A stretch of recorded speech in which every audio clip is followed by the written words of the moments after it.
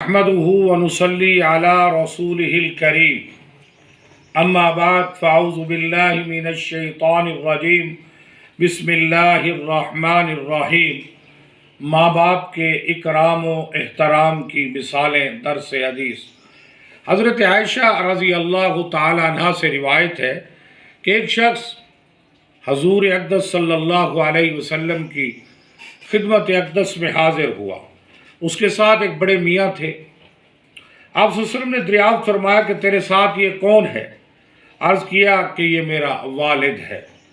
فرمایا کہ باپ کے اکرام و احترام کا خیال رکھ، ہرگز اس کے آگے مت چلنا اور اس سے پہلے مت بیٹھنا اور اس کا نام لے کر مت بلانا اور اس کی وجہ سے کسی کو گالی مت دینا۔ فائدہ: ماں باپ کا احترام و اکرام دل سے بھی کرے اور زبان سے بھی، عمل سے بھی اور برتاؤ سے بھی۔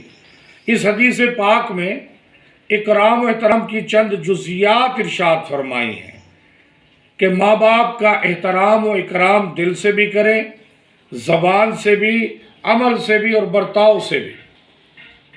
نبی اکرم صلی اللہ علیہ وسلم نے اس بچے کی تربیت کی۔ فرمایا اول تو یہ فرمایا کہ باپ کے آگے مت چلنا، والدین کے آگے مت چلنا۔ ہمیں بھی چاہیے کہ ہم بھی والدین سے آگے مت چلیں، والدین سے تھوڑا پیچھے رہیں۔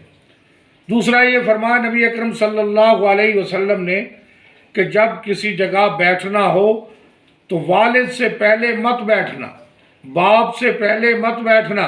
جب بھی کسی مجلس میں یا کسی اور جگہ جانا ہو تو پہلے ادب و احترام کا تقاضا یہ کہ تیرا والد بیٹھے، پھر میرا بیٹا تو بیٹھنا۔ تیسرا یہ فرمایا باپ کا نام لے کر مت پکار، جیسے آج کل ہم بے احترامی کرتے ہیں۔ باپ کا نام، نبی علیہ السلام نے فرمایا باپ کا نام لے کر مت پکارنا، لیکن ابا جان کیا حال ہے، ابو جان، بڑے ادب و احترام سے۔ چوتھا یہ کہ باپ کی وجہ سے کسی کو گالی مت دینا۔ مطلب یہ ہے کہ اگر کوئی شخص تمہارے باپ کو کوئی ناگوار بات کہہ دے تو اس کو یا اس کے باپ کو گالی مت دینا، کیونکہ اس کے جواب میں وہ پھر تمہارے باپ کو گالی دے گا اور اس طرح سے تم اپنے باپ کو گالی دلانے کا سبب بن جاؤ گے۔ نبی علیہ السلام کی یہ تعلیمات ہیں اور یہ فرمایا باپ کے آگے مت چلنا۔